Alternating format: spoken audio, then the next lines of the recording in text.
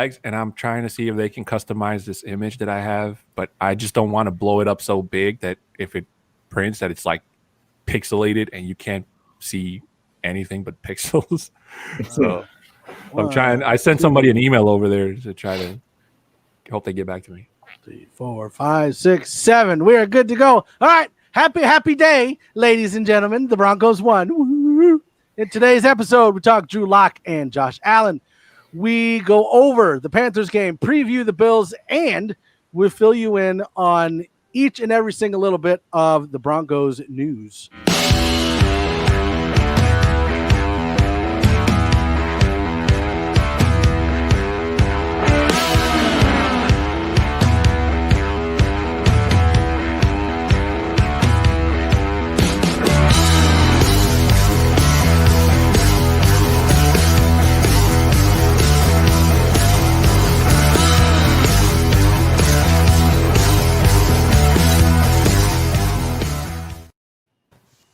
And we're back. How's everybody doing? Good. How are you? Wonderful. Such enthusiasm. I try. All right. So everyone, I'm assuming, can see that Christy is not here. She's taking basically what we're calling a vacation. She's got some things she's got to get done. She's stepping back for a little while. She's still going to be doing her post-reaction or post-game reaction video thingies. She's just got some stuff to take care of, and so she's going to take a step back from the podcast for just a little bit, and then she'll be coming back. So we are joined by everybody's favorite Chair Force veteran, Chris Hernandez. Well, what's up? I'm glad I could be on this show. Just to be made fun of. I do my best. So we thank you so much for coming on, being a guest host with us. We're excited. So far this season, we haven't had a lot of victory like podcasts. We haven't won very much, but we won this week, and it was awesome. It was amazing, and I love it. But before we get into all that, we got to make sure everybody knows we stream live on YouTube, Twitter, Facebook, and Twitch. On YouTube, hit those thumbs up, subscribe, and if you're not subscribed, why? Make sure you turn on your notifications, then you can know every single time that we upload. On Twitter, follow us at MHRT Podcast. Leave us questions, concerns, comments. Make fun of Chris, make fun of me. I don't care. Make fun of Adon. He's fun to make fun of, too. Facebook, make sure you like and follow us there as well. Also, just in case you're not aware, on the YouTube page, we post recap videos. So just in case you cannot watch the entire episode of the Mile High Roundtable, we give you some good snippets, videos, clips, maybe 2 to 10 minutes long, depending on what we're talking about. So make sure you go there and check those out. We also post post-game reaction videos after every single Denver Broncos game. So now that all that's out of the way, what was your guys' reaction after the game we had against the Panthers? Well, let me just tell you that this was the game that this was better yet. This was the Drew Lock we wanted to see in week 1 against Tennessee, because, I mean, when you talk about firing on all cylinders, that's exactly what we had in Drew Lock. He kept the mistakes to a minimum. I probably would say was just the bobble snap when he got sacked. But then again, you can't really put that on him entirely. But ball security is a big thing with most quarterbacks, especially if you see the hit coming, you have to know when to secure the ball. And that throw that he made when they were backed up in their own end zone, which could have been a really disastrous throw if Melvin Gordon doesn't, catch the ball and run it through. So it's at least not a safety. But he's basically doing what a lot of people have been telling him to do, and that's basically trust his pocket. And this was with two guys that aren't even starters, that weren't even on the O-line yet. And even with backups, Drew Lock was able to trust his instincts and stay in the pocket and not be forced to scramble and make a play throwing off of his back foot. And it's amazing what Drew Lock can do when he trusts his instincts, when he lets his wide receivers get open, lets the plays go on. And, and when the running game can help him take a break so he doesn't have to throw the ball that long. But the offense was great. The defense kind of struggled a little bit in the second half, but in the first half, they were really dominant.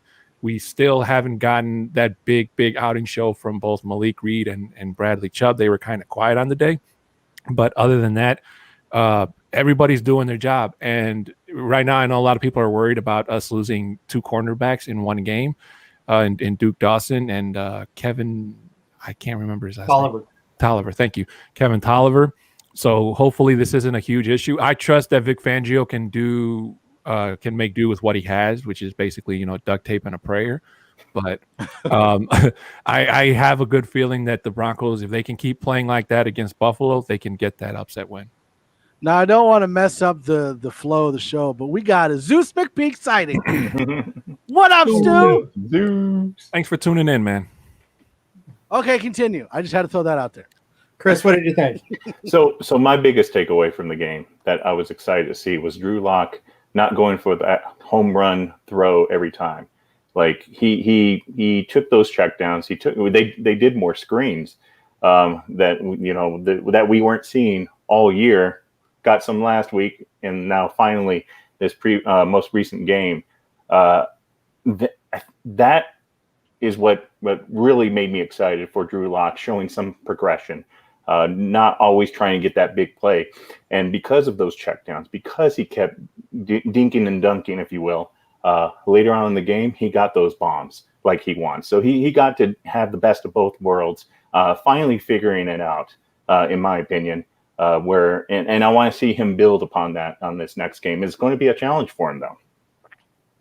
Well, it's interesting because he actually did point out that something clicked. He said he's been hearing stuff from Shermer. He's been hearing it from Shula. He's been hearing it from Brett Rippon. It sounds like Rippon is like his biggest cheerleader behind the scenes, which is great. I mean, everybody suggested that guy's a future coach, in the making. But Chris, you said it perfectly. The fact is that there was some variety. That there were not the 3 and outs.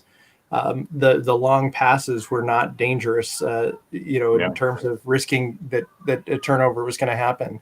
The mistakes were minimal. Offense held the ball. And I mean, they were averaging less than 20 points a game and they put up 32. So, I mean, part of that was we actually had a special team sighting, which was something of note as well. But yeah, I think almost 80% completion and 4 touchdowns. I think that's a pretty good outing. So we've had consistently every single time we get on a podcast for like the last 5 weeks, a major Drew Lock blow up, like every single time. Can't get away from it. So my big question, I know everybody knows where I stand.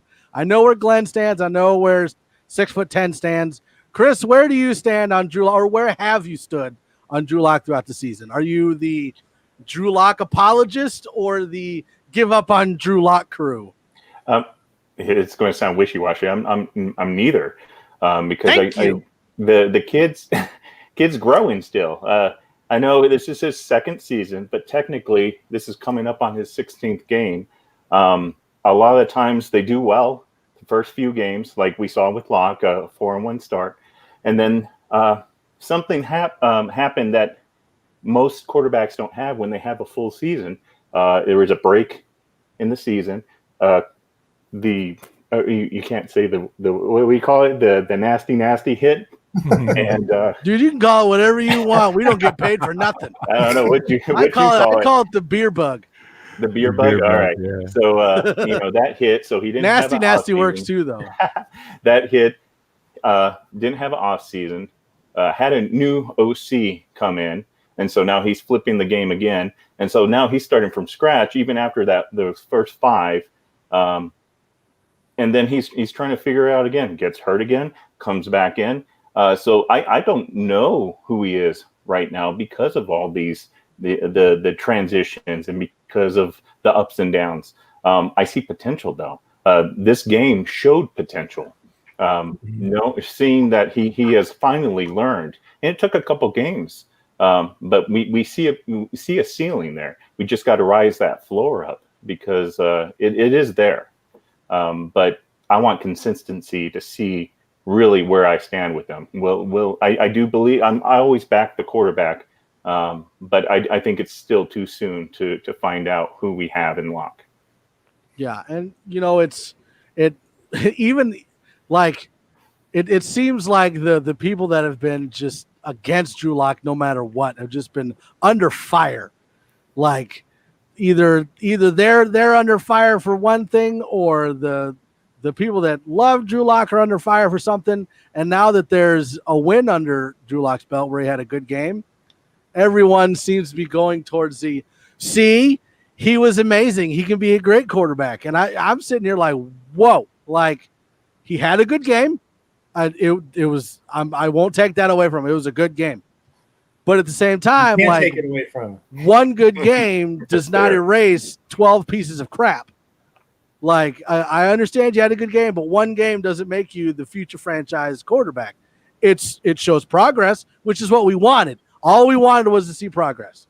And as long as you continue to do that, I think you're fine. And, like, I'm not expecting Drew Lock to go out there and throw 300 yards, 4 touchdowns a game. But, like, if he can go out there and I would say realistically average 260, 275 a game, maybe 1 to 2 touchdowns, and then an interception every other game. You're looking at, 4,000 yard season, 32 touchdowns to 8 interceptions, which I think is realistic. I don't think that's too out there. So it's just, same thing we said in the last podcast. So they're either going way that way or way that way. Like, he's at least bought himself the first 4 games of next season. But we do need to bring in another quarterback to back him up that's better than a Brett Rippon, so that just in case something happens, whether he's or Driscoll injured, no. I think that the only reason Driscoll's still there is because they're paying him more than everybody, except maybe he's making more than Drew Lock, isn't he? Mm-hmm. Driscoll, he's the highest paid quarterback on the team right now, right? Yeah, Mike, you'll be happy to know that the Athletic beat writer made his predictions for the 2021, even including like the top 2 draft choices and who they'd bring in. And he had Ryan Fitzpatrick as the backup. Yeah! So you'll be happy to know that. I love Fitzpatrick. Well, that's the thing. Like I understand going after a draft pick. I get it. But at the same time, then you're bringing in a rookie quarterback on coaches that everybody's been complaining can't develop a quarterback. So why wouldn't you go after that veteran and then, not go after someone that's going to replace Drew Lock, but someone that can come in and help teach Drew Lock, kind of like Rippon's been doing, but can step in if something were to happen, whether he gets injured or he completely bombs in the first 4 games of next season, something. So like don't replace him. Types like a Joe Flacco. Yeah. No. Not Flacco. Yeah, Flacco's available. Let's go get him. Yeah, bring him back. But no, like, and during the Panthers game, there was a lot of things that were good. Like I do blame him for the fumble. I don't blame him for the sack. The sack was not on him. No. But the fumble's on him. Just like the fumble would be, I'd blame it on anybody. Mm-hmm. Like, you see them coming, you got to tuck the ball. And I know he tried, but a fumble's a fumble. Like, if you don't blame Drew Lock for that fumble, then you can't blame Melvin Gordon for his fumble. Like, I agree with you. That fumble was on the quarterback. If it was a hit from behind, that's a totally different thing. And I agree with everything you said, Chris. The fact that he got hurt in week 2 against the Steelers game was a huge setback for him. The fact that he couldn't play against the Saints because of a technicality was also a bit of a setback, and it just hurt. It's hurting his development. It's almost as bad as last season when he was on injured reserve longer than he should have been, because if he hadn't been put on IR in the first place, we probably could have seen Drew Lock halfway through the season instead of enduring 7-8 games of an older version of Joe Flacco. So, development is key. And, some quarterbacks make it in huge strides.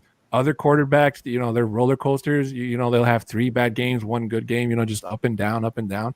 But unfortunately, the meta for quarterbacks around this, I want to say century, but around this era, I guess I should say, like I said before in other podcasts, that bar has been set by Patrick Mahomes. Every team wants a quarterback to be the next Mahomes, to come out, cylinders firing and throwing for God knows how many yards and being, NFL MVP. And, it's a great idea to have. But, can you really count on Trevor Lawrence next season coming in for the Jets and doing that? Can you really count on Justin Fields coming in for I don't know, Jacksonville, let's say, and being that. Unfortunately, Patrick Mahomes has been the measuring stick for all rookie quarterbacks. And if you don't even get near him or second best to Lamar Jackson, then, people start calling you a bust, or, you just they don't have it. And it just starts to go the other way. And for Drew Lock, I'll also take what Mike said. I think that Mike is right in terms of he could probably get maybe a quarter of a season next year if he continues to play bad and he doesn't have somebody in his ear coaching him or telling him, hey, you have to, clean this up and fix this, whereas Denver's forced to move away.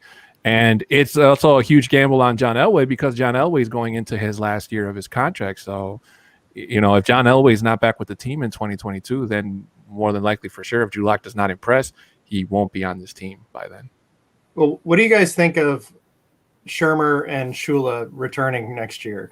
Drew actually put in a plug for both of them to come back. It sounds like things are clicking with them for him. And, the statistic that he's had 6 offensive coordinators in the last 7 years, like there's no continuity for this guy at all. Yeah. What if assuming that things do get back to normal or, as close to what it used to be as it was, Mm-hmm. They'll have a training camp. They'll have the opportunity to get these reps to do all those snaps in training camp and in the other camps. I'm in favor of bringing them back. What do you guys think? I'm definitely in favor of bringing them back. I know it's somewhat unpopular opinion too, because of how poorly the play calling has been. And I'll be the first to say, I think the coaching decisions have been terrible thus far, but kind of like what I was saying about Locke, is I can say the same about Coach Shermer. Is he didn't have that off season. He didn't have those preseason games to work out some kinks or figure out what he wants to do with his players or what his players can do. He's been trying to do that all along. And on top of that, I don't think he's had a starting 11 in consecutive games. I could be wrong on that, but I don't think we've had that on the team. And so, not making up excuses, but that continuity matters. That the muscle memory of repetitions matter. And it doesn't surprise me that now with 3 games left, we might have that. Because now he's playing catch up of all those reps they lost and all the practice time and all the coordination. So I want to see that continuity, not just through him, but for Locke and his progression, and see is it truly Locke can't meet that ceiling that we think he can, or is it just a bust on coaching? Yeah, and you guys know that. Throughout the episodes, I haven't been that harsh on Shermer. I like Shermer. I would always say I don't know whether it was probably a situation where Shermer's trying to do one thing, Locke's trying to do one thing, and they're just missing each other. It seems like there were plays that were called that we thought were all stupid.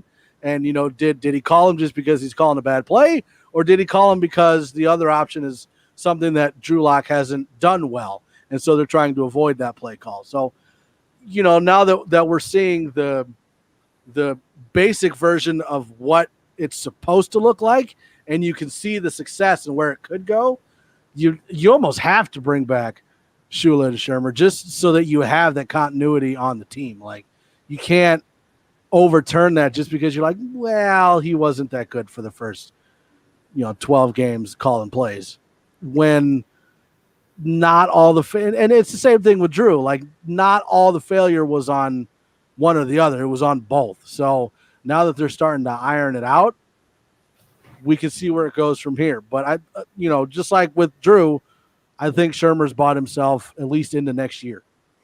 Yeah, I'm inclined to agree with you, Mike. I think that they both deserve one more year, because if you're going to bring back Drew Lock, then you need to give him what he believes will give him the best chance to succeed. If you go out and gamble and get another offensive coordinator, then you're literally right back to square one where we were last season, and you're more than likely going to get the same results. Same thing with Mike Shula. Although, we don't get to see behind the scenes what the type of training that Shula and Locke do, but you kind of have to believe that if Drew Lock is telling you, hey, this is the guy that I want coaching me, then, you kind of have to take his word for it and expect him to give him the best chance to succeed. But for him to go out there and, put that, I think that he's putting himself on the line as well as the offensive coordinators, because pretty much since Gary Kubiak left town, the Broncos have been struggling to find that offensive coordinator that can help click and gel with the offense. We went through Bill Musgrave and Mike McCoy, and I can't remember the one before him. I think it was Kubiak. So yeah, this it's got to be a point where the Broncos can not have to worry about the offensive coordinator and not have to worry about the quarterback, and let them concentrate on fixing what needs to be fixed and sign who needs to be re-signed, instead of always having to worry about who the quarterback is and who's calling the plays from the booth down to the quarterback. One of the cool things that's happening, actually, especially in the Carolina game, because we actually won, is that we're seeing now some backups and some rookies and some other players that, due to the injuries, they're now getting this experience. So if the Broncos can finish strongly in these next 3 games, I mean, if they could win 2 or 3 of these next 3, I mean, if they finish 8-8, that would be unbelievable. Not to mention you're getting these, backup linemen, these backup tight ends, these backup, the cornerback situation is just ridiculous. But so you get all these players with this experience. So then when the real stars show up, they have actually some decisions to make, whether they're going to keep those guys or we're just going to have some really good depth going forward. Well, and there's one major thing that happened in the Panthers game that I want to talk about, because it sounds like it might happen again. They brought in Muti. Oh, but not only did they bring in Muti, they brought in Wilkinson, who I loathe. I hate that guy. And I get it. He's supposed to be a nice guy, actually, but no, he's a jerk, and I don't even care personally or not. He's a butthole, and I don't want to deal with him. I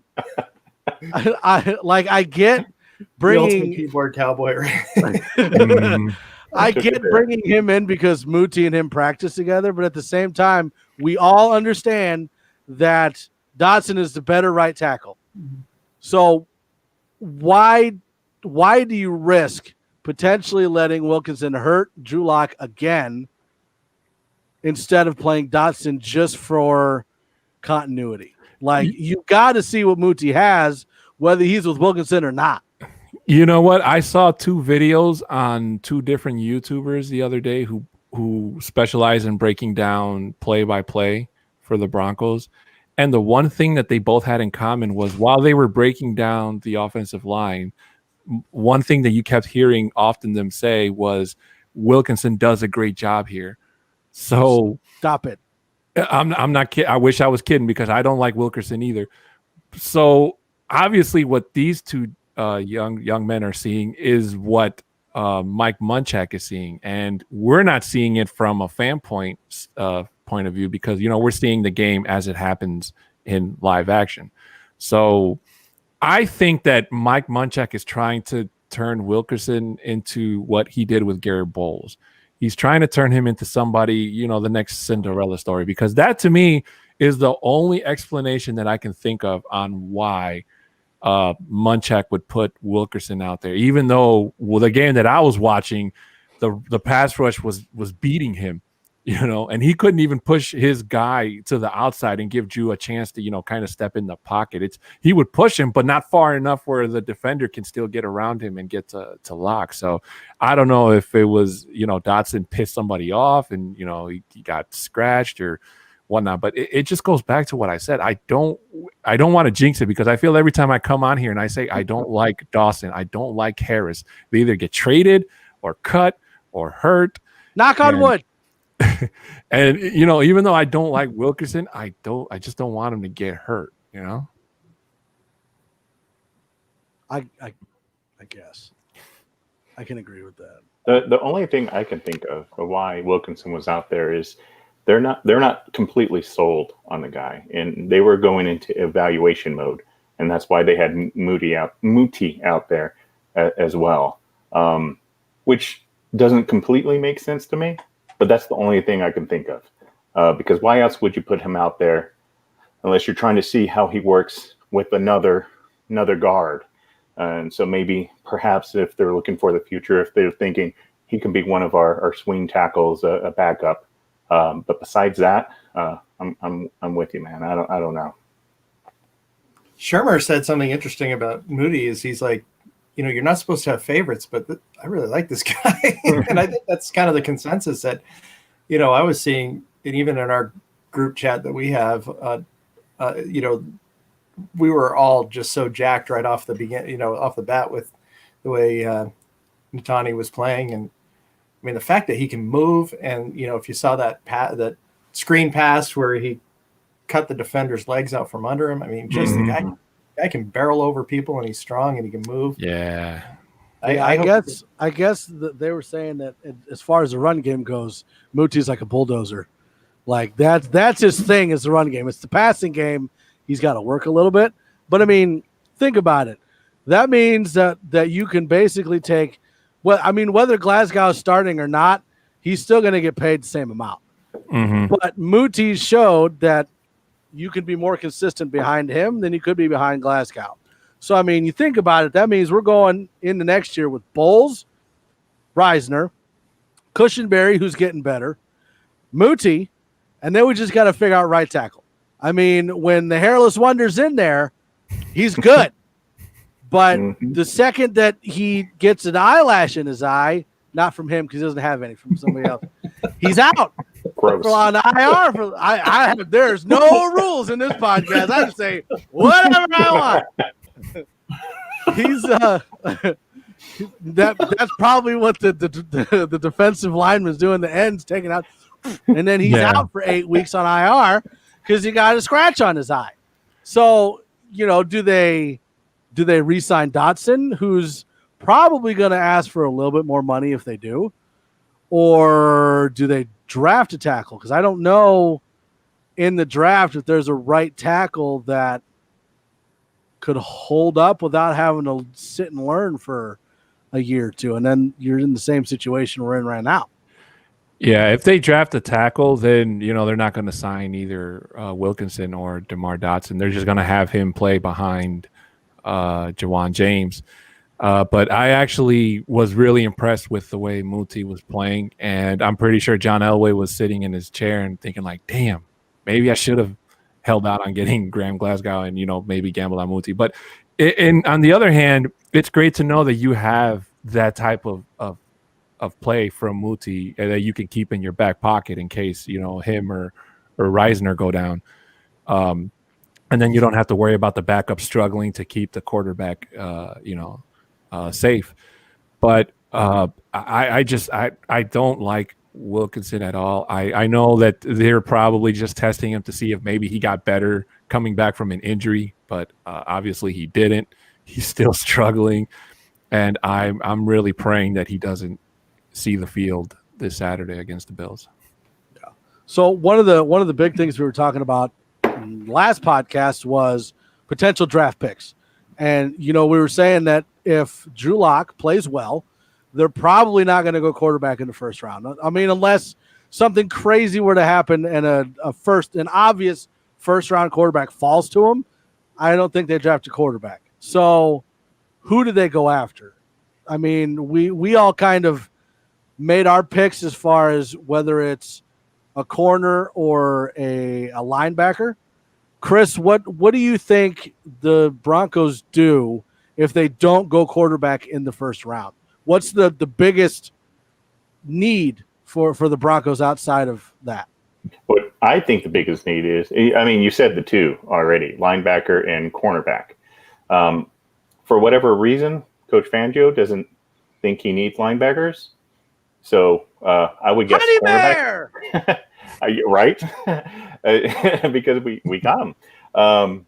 So I would guess cornerback if I was a betting man, which I'm not. But I'm not sure what their opposition to linebackers are, though. I'm so confused, because I know that we keep talking cornerback, but then at the same time, the cornerbacks that we had or have don't look bad. Like the secondary obviously is down to like it's third, fourth, fifth, sixth, seventh, like like in line. But at the same time, like they don't look bad. Ojemudia looks good. No. Dawson's going to be coming back. Bosby, I don't give a crap what the coaches say. He's playing well. I believe we still got Callahan under contract next year, so he'll be back. I mean, you've got Callahan and Ojemudia. Do you need to draft another one, or do you focus elsewhere? I mean, I know we've got Shelby Harris, hopefully, in the middle with Purcell, and then who do we have on the edge? Like, do we want an edge rusher, or do we not want to have like a first-round edge lined up in front of Von Miller and Bradley Chubb? Like, So a lot of things go into these decisions. I mean, one, I think AJ Bouye is gone. I can't imagine he's back. I think so. We'll have a ton of money for him from his contract. I don't see Kareem Jackson being brought back. Callahan's in his last year of his contract. I think it was a 3-year deal. So they will keep him, but I do believe cornerback is the play here. And do you think Vaughn is back? What do you think happens? Well, there? and that's not even taking into account Will Parks, who's not going to be playing there. Is it nickel corner or slot corner? I think it's nickel. Not sure. It's either nickel or slot that he's good at. So, I mean, now you've got Callahan, you've got Ojemudia, you've got Bosby, and you got Parks. So I don't know if cornerback's the play or if – and $20 says they go tight end. Like Chicago does? No. One name that I have noticed that on some of the articles I read on who most analysts believe the Broncos should go after is an inside linebacker named Micah Parsons. I don't know what school he goes to, but he's shown up on most of their lists as I think he's an inside linebacker, if I'm not mistaken. But he could be very well used and kept under development while we try to figure out what we do with Von Miller. I think that Von Miller is going to return. I think he's going to restructure his contract because Von really loves, the Broncos. He loves playing for this team. I don't think he'd like to see himself playing anywhere else. And I see him finishing his career in Denver in the near future. So, and matter of fact, I still think that we might see him play at least one game before this season is over, but that's still up in the air depending on how his training comes along. But his free agency is going to be a big key in terms of what the Broncos can do. Vic Fangio is pretty good at, plucking cornerbacks off of free agency. Maybe AJ Bouye probably wasn't the best, but the Broncos got him pretty cheap. It was only a 4th-round pick and no dead money hit. So AJ Bouye was more of a gamble, hoping that maybe a change of scenery could help him bring back that 2017 Jaguars cornerback defense that was really big that season.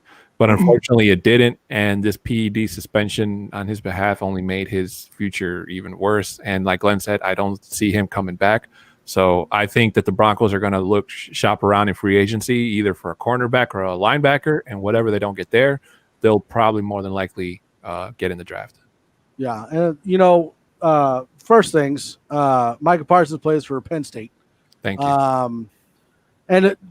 Micah Parsons is one of those linebackers, at least I haven't seen him play much because I don't watch Penn State. I don't really give a crap about Penn State. But he's one of those linebackers that can kind of play either spot. Like he's one of those linebackers that's good enough to play wherever you want to put him. Von Miller is still under contract next year, so I don't think he goes anywhere. And I think they use next year or this offseason to try to see if he'll restructure. And I honestly, I think he would. And then isn't he around 20 million or 18 to 20? I mean, it's really somewhere like that. Maybe, but at the same time, if you drop AJ Bouye and you drop Kareem Jackson, you're clearing what, 32 million off the cap, and the cap includes Von Miller's pay. So I mean, it's not like they can't afford him, it's Jarrell just Casey too. I don't see him coming back. no, it was Jarrell Casey and AJ Boye. That if you cut them, it's like 32. Mm-hmm. I don't know if they let Kareem Jackson go. If he would not hit his own players and give them concussions, that'd be nice. I'm not going to say that Kareem Jackson is at the same level as Justin Simmons is, but I mean, he's not playing bad. Same thing with Boye. He's not playing bad, but he's not like, what happened when Jalen Ramsey went to the Rams. Like it wasn't a shoot up being the best corner in the league, but he's not like Devontae Harris bad. That guy's getting burned at the Ravens now. Did you see him playing in the Ravens game? And he got injured. They were picking on him. Yeah, and he got injured. So Lamar Jackson they almost lost the game because Jackson had to take a crap. Allegedly. Cramping my butt. Rich Eisen had the best tweet. He said that this is the second time Lamar Jackson went for 2 in the third quarter. Dude, you can see him running with like clenched cheeks when he's running. Yeah, everybody knows that run. So what I was saying was with Bouye's suspension, that's going to extend into next year. So I think he's going to have a hard time finding immediate work, quite honestly. Mm-hmm. But that brings us to Melvin Gordon now, with his court case now being delayed, which is allowing him to finish the season with the Broncos. If he gets what a lot of people speculate to have a 3-game suspension, if he stays with the Broncos, we're going to start the season off without our best running back for the first 3 games. Well, and this was one of the questions I had with the draft is, we potentially could be without. I mean, what's the penalty for a DUI? Is it 4 games, 6 games? Depending on, 3 to 6, something like that. I've heard 2 to 3. Yeah. Well, what if 3. You've got him under contract for next year? So what if in the draft we went running back to partner? You pay Phillip Lindsay, keep him on the team, and then you draft a running back to replace Melvin Gordon for when you don't want to pay him all that money. Because I'm guessing that there's something in his contract they can be like, you got a DUI, I don't have to pay you this now, which will make him cheaper. So do they void the contract and let him go? Do they ask for the money back? Do we draft a running back so that we don't have to deal with him anymore? Because I understand he's running well, but that doesn't mean that he doesn't still have fumble problems. Yeah, well, I mean, I don't think that the Broncos will draft another running back because the last running back that the Broncos drafted, not counting Lindsey, who went undrafted, was Royce Freeman. And Royce Freeman so far has been a bit of a hit and miss. So I don't see the Broncos getting a running back in the draft because it's not really an essential need. I believe that they can get one off of free agency if they wanted to, or go with another undrafted running back and see how he does for 2 or 3 games. Because what you don't want is you don't want to draft a running back and then they go explosive and then it becomes a three-headed monster where you're trying to figure out how to use 3 running backs.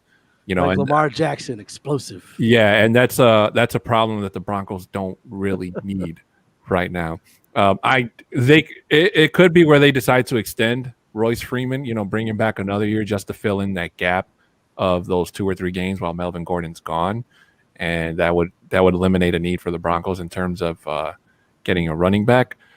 But that's probably what I think is either they'll probably test out free agency, see who they can get off the old block, or stick with Freeman.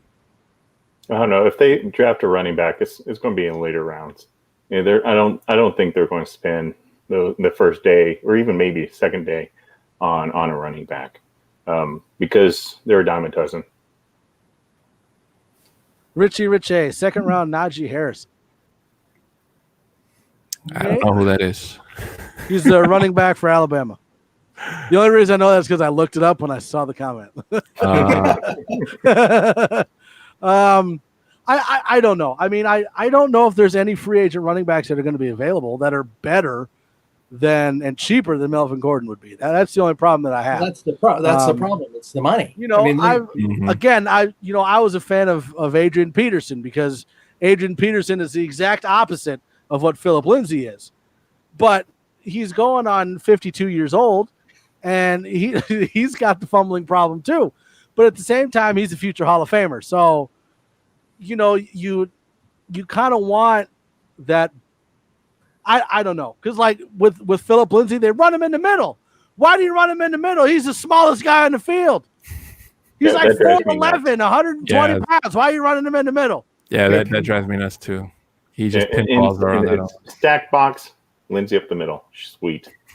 I mean, I guess I could understand it from the perspective of, well, Melvin Gordon has a fumbling problem, so you don't want him running in the middle where all the hands are. But at the same time, he doesn't spin when he's running in the middle. He spins when he's running on the outside. So let Lindsay run on the outside and let Gordon run it in the middle. So, you kind of want him to go and get that bruising back. Like, you guys remember, what was it, Brandon Jacobs, running back for the Giants, that big guy? He was like the size of Derrick Henry. Get one of them guys. We could use a guy like the Bus. Or a bus. Just drive it right bus. Down the middle. An actual bus. Jerome Bettis, man, one of my favorite running backs. But I just don't think that the Broncos are all that worried about Melvin Gordon's running back issue or DUI issue. I mean, if he's gone 2 or 3 games, like you said, Mike, that's money that they don't have to pay him. That obviously that hurts his credit going into 2022 and whether the Broncos would have to decide on whether to bring him back or not. But if unless he goes out and gets himself into more trouble during the offseason, which for football players it can't happen. Yeah. But I think the Broncos will be fine in that aspect. Don, you had talked about missing on draft picks like Freeman, but at the same time, like you kind of start to trust the scouting department now, because I mean you've got Hamler, you've got Fant, you've got Judy, you've got Bowles, you got Reisner, Cushenberry, Muti, Locke, potentially.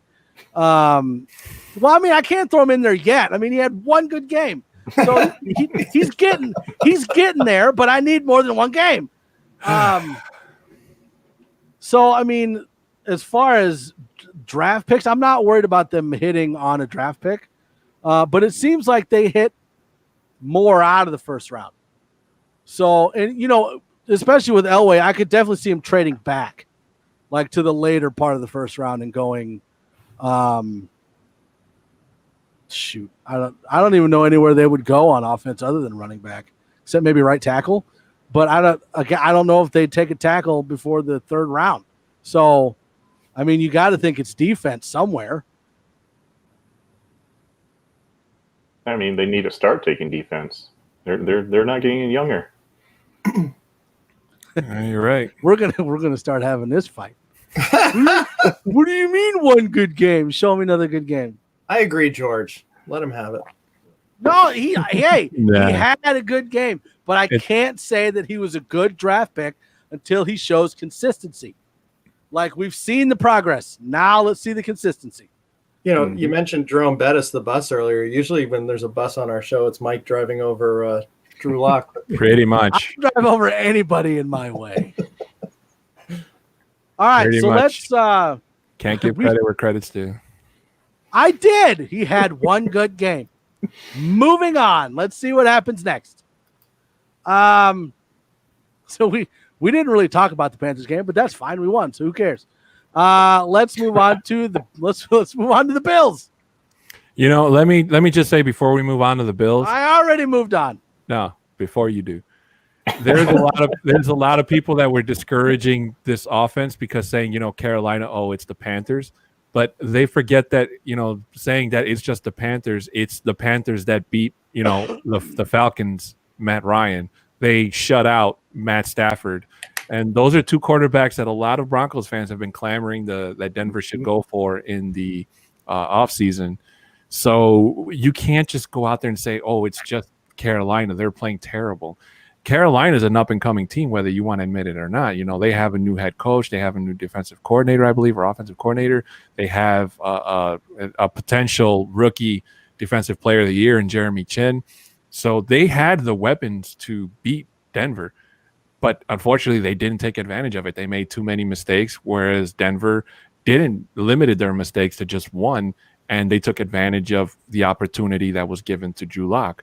So it really bothers me when people try to disparage a win, and that could also happen on Sunday. If the Broncos go on and beat Buffalo, then they're going to probably find a way to not say, to try to discourage the win. So I just want to make it clear that if you can complain about Denver losing, then you should support when Denver wins. That's all I'm just saying. Whether you're playing against a great team like the Chiefs or a crappy team like the Jets, it doesn't matter. A win is a win and a loss is a loss. Except for the Saints game. He's still coming at me. First of all, Miami, Drew Lock did not play well. Secondly, they played the Saints after that, and Drew Lock definitely didn't have a good game in that game. And then they played the Panthers. So what do you mean a good game since Miami? He didn't play against the Saints. See, Richie's my friend. One good game doth not a great QB make. There you go. He uses words like doth. I do. I love that. But no, that's what I'm saying. But Richie's right. Like we saw the progress. Good. That's what we need to see. Now let's make sure he can do it on a consistent basis. I'm not taking anything away from the Panthers. A win in the NFL is a win. I don't care who you're playing, except maybe the Jets, because the Jets are terrible. But of course, when we beat the Jets, Brett Rippon was the greatest thing since sliced bread, according to Mike. But that's fine. No, I did not say that. Rewind it. Rewind. Show the tape. Yeah. Show the tape. I can. I've rewind it. But no, like we need if we go into next year and the only good game that Drew Lock has had is against the Panthers, he's not the future. I don't care what you say. So he's got to show the consistency. There we go. Seen progress. Now let's go win another one. Even if you lose, play well. Play bad well. Does that make sense? Sure, whatever. We'll roll with it. Works. Yeah. Okay, so let's everybody keeps talking about, and we talked about it last podcast, Josh Allen, Drew Lock. Can't compare the two, completely different. And I love it when they say it's this quarterback versus this quarterback. And I did the same thing, but they're not even on the field at the same time. The Bills have a good passing defense. They do not have a good running defense. And the Broncos have shown in the last 3 games, running is what we're good at to open up the deep ball. So do you see the game against the Bills going the same way kind of as it went against the Panthers, where we run it down their throats, have the secondary move in and then throw it deep? I would love that replicated. And, they are a beatable team. I mean, their passing defense didn't do too hot against that, the Hail Murray. But, the Bills are, I have to admit, they're a fun team to watch. The fact that I live in New England and they're leading the division, brings me delight as well. So, but I think it's going to be a really good game. I think it's going to be very competitive. I think Allen is he's a gunslinger. He can run. He's got Stephon Diggs, who already has 100 receptions on the season. I mean, what a pickup that was. But you were asking about the offense, and I think the offense, if they replicate that same game plan, at least doing the variety, moving bringing the people in, like you said, getting the tight ends and the running backs in the mix close to the line of scrimmage, and then being able to launch. I mean, how fun was it to see KJ Hamler? That's what we've all been waiting to see since he was drafted. But I'm still surprised that it was Hamler before it was Judy. But I wonder if that's because they had Hamler in the slot more than they had Judy in the slot. Did you see on the last bomb when the ball was in the air and Judy had his arms raised up? He knew it. He knew it. It was still in the air. Yep. He knew it. And that's exactly what Drew Lock did. he was able to see that the safety on that play, from what I saw in the breakdown, the safety bit on the route that Jerry Jeudy ran. The safety thought that Locke was going to throw to Jeudy because Locke was staring Jeudy down as Jeudy was making his cut inside. So when the safety bit on that, then he saw Hamler was wide open. Julock had the time to throw, and he just let it fly, man. And Hamler was right there. And that's the thing with Hamler. It's the same thing with like Ruggs. Like when they got that final Hail Mary into Ruggs, it wasn't because he ran a better route. He's just faster than the defense was. Like that's the same thing with Hamler. Like he could not be open 1 second. Give him another second, he'll outrun the DB. Like he's that fast. So, that I don't know. I think Judy'd be better in the slot because the slot is more of a technician's type role, whereas Hamler would be better on the outside because he can outrun everybody. So, you take that and you hope that the Broncos offense plays the way they did against the Panthers, and then flip it. And you've got the Bills offense with Stephon Diggs, and if John Brown is back, he's a speedster. And then you've got Cole Beasley, who's the Corey Davis of the Bills. Glenn. Yeah.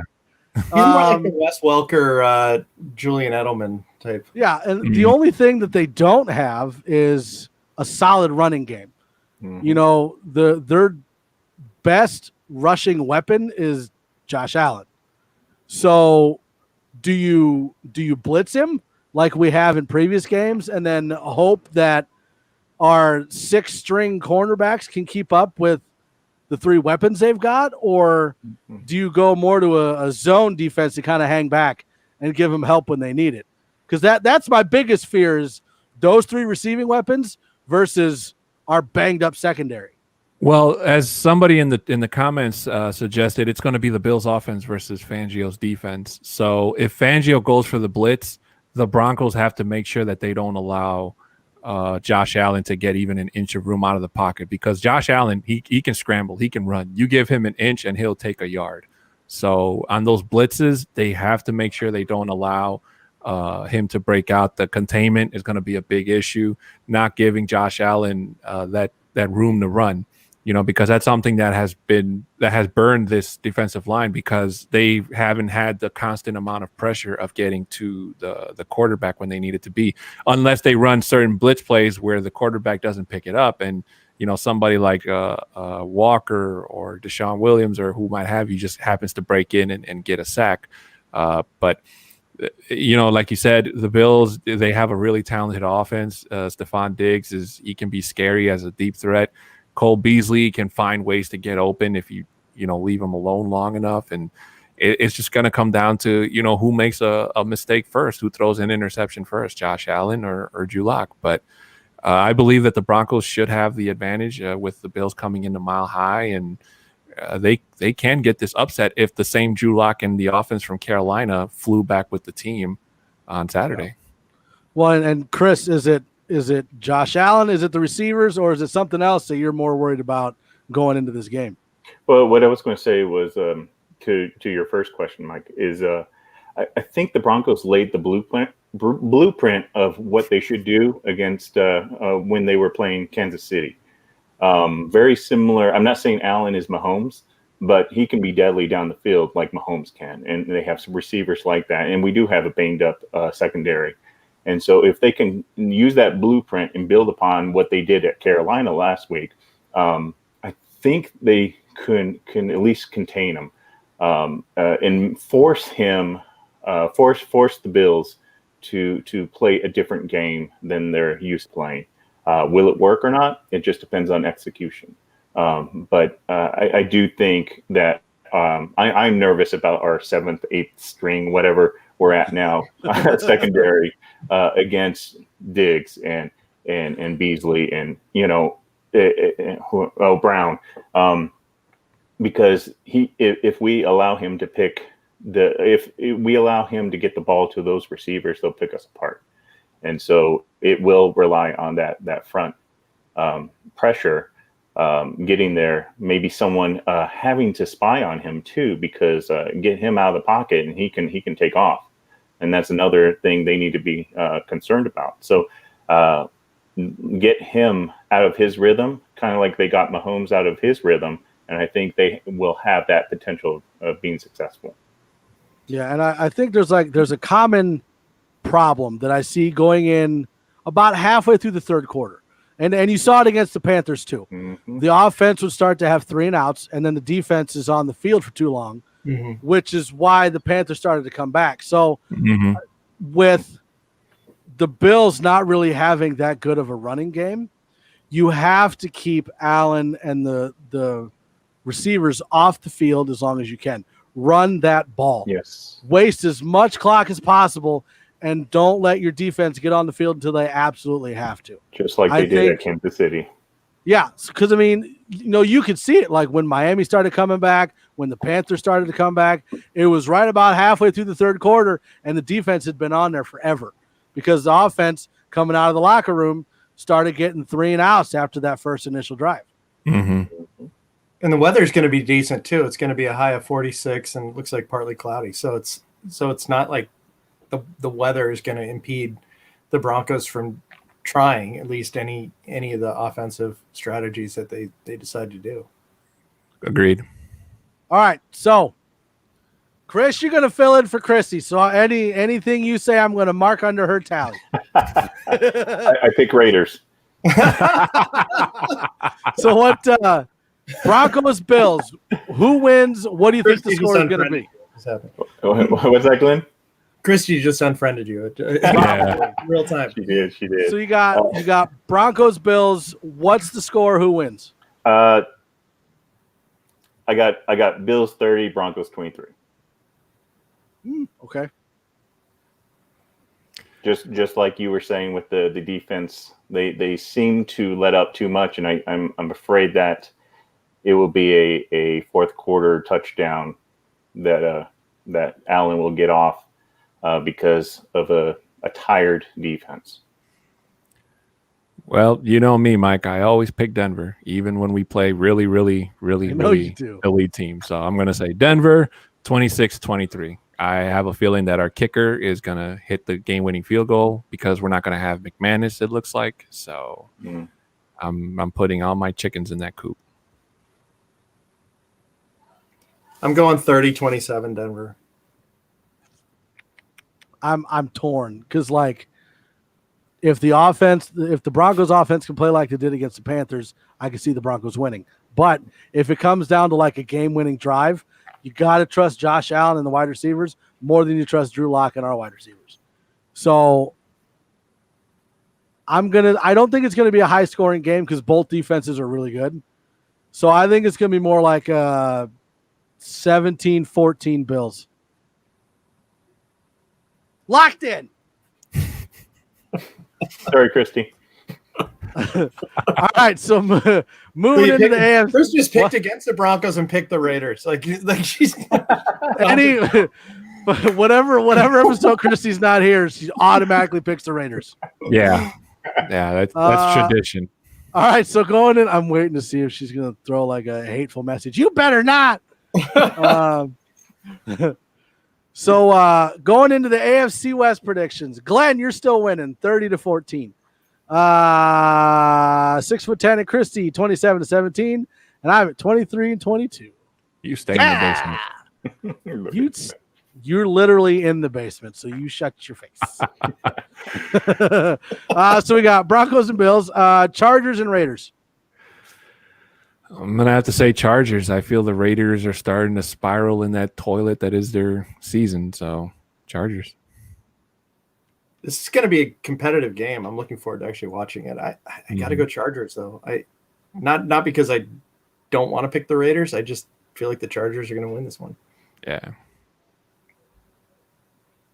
I'm picking Chargers. I'm really not picking the Raiders. Oh. Sorry. She just refriended you. Yeah, that was a complete joke. No, I kind of like Don said. Like, it seems like the Raiders are raiding right now. Raiders are going to raid. So, I always pick the Chargers, and then the Chargers never win. Like they get crushed, and Anthony Lynn had to take over for his special teams coordinator because holy crap. So I'm going to go Raiders. I can't trust the Chargers to win anything. Well, their OC Especially has COVID, the Raiders, and now I don't care. They fired their DC. So I mean, Yeah, and you're putting all your faith in Marinelli. Good luck to you. No. a Chargers win would be good. I just trust Gruden more than I trust Lynn. I wouldn't trust either one of them, much less Gruden. Yeah, that's my dilemma. That's what's the time. Gotcha. And then Chiefs and Saints.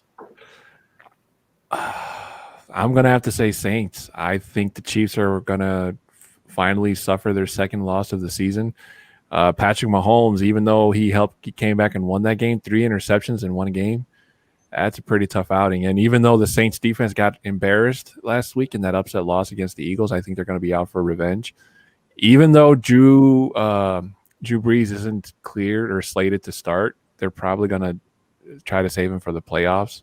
Yeah. So I don't think that defense has enough tape on what Taysom Hill has in store for them. So I'm going to say Saints. George in the chat, Saints if they have Drew Brees, and I agree with that. But if they don't have Drew Brees, I don't think Mahomes is going to allow that 3 interception game to follow him. I think he's out for revenge too, kind of like how you're saying the Saints defense is. I just think he's going to overtake it. He's going to, not that he has to prove any haters wrong, but he's going to take that to heart. Hey, if he can throw 3 more interceptions just to get him out of the NFL MVP race, I'll be happy. I don't care. I'm good with that too. I ain't going to lie. When you normally think about the Saints and the Chiefs, you're like, all right, it's Drew Brees versus Patrick Mahomes. It's going to be a shootout. Do you really want Taysom Hill in a shootout? Like I understand it's the Saints team versus the Chiefs, but still, do you really trust Taysom Hill in a shootout over Patrick Mahomes? No. Until the Chiefs can show me that even with a 3-pick game, they still won that game. They weren't in any danger of losing that game. And with Mahomes being Mahomes, he's not going to throw another 3. It's not going to happen. So I don't see Taysom Hill outgunning Mahomes. So I'm going Chiefs. I'm going Chiefs, but I do hope Mahomes gets tackled for a 40-yard loss this time. That was pretty good. That was wonderful to see. Let's see what we got here. We've got Rich, 31-27 Denver. He also goes with the Chargers. He goes Saints. Man, everybody's picking the Saints. That's a smart man, I'm telling you. He knows what's up. Okay, now Albert's saying Brees is back, but I think he's cleared to practice but not to play, right? He might. Like I said, they locked in the playoffs, all right? I think so, but a win gives them the division, I believe. But right now, Sean Payton has to be thinking, is it worth putting Drew Brees out there where he can put him in his pocket and, save him for the playoffs? So even if Drew Brees is cleared to play, I don't think Sean Payton will run that risk in playing him. George, I have Mahomes in fantasy, so I hope it's a high-scoring game. Yeah, I used to have Drew Lock on my team. That was fun. Albert, 30-21 Denver. George back in with Chargers, Broncos, Saints. All right, so we've heard from everybody, I believe, on picking the games. We're going to go ahead and head out of here. Again, we want to remind you, we stream on YouTube, Twitter, Facebook, and Twitch. Go ahead and hit the thumbs up, subscribe, turn on notifications. Twitter, MHRT Podcast. Leave us questions, concerns, comments. Facebook, like and follow on Facebook. You can also follow us on Twitch. And we want to thank Chris so much for stepping in. Thank you, Chris. Guest hosting. It was awesome. It was great to talk to you. And we hopefully will do it again. I mean, I think we can. So we're going to go ahead and step out. If we don't catch we're going to have another episode, I believe, on the 23rd, right? Is what we decided. Yeah. The 23rd, 6 o'clock, so that you guys can enjoy time with family on Christmas Eve, Christmas. That's Wednesday. That's Wednesday, right? Yeah, that's Wednesday. So a day before, Wednesday at 6. And if whoever's on now, if you can't join us, Have a Merry Christmas, Happy Holidays, Merry Christmas, Hanukkah, Kwanzaa, Happy Festivus, whatever you want to call it. Festivus. Bye. Bye.